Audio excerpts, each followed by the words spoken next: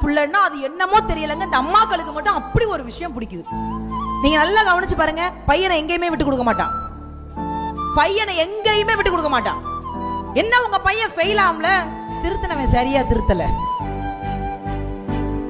பையன் கீழே விழுந்துட்டான், போடக்கூடாத இடத்துல கல்ல போட்டாங்க. விழுந்ததையும் ஒத்துக்க மாட்டா, ஃபெயில் ஆனதையும் ஒத்துக்க மாட்டா. தவற பூரா அடுத்தவங்க மேல சொல்லி சொல்லி தாப்புல நல்லவன் நல்லவன் நல்லவன்பாங்க. தாய்மைங்கிறது அவ்வளவு ஈஸி இல்லைங்க.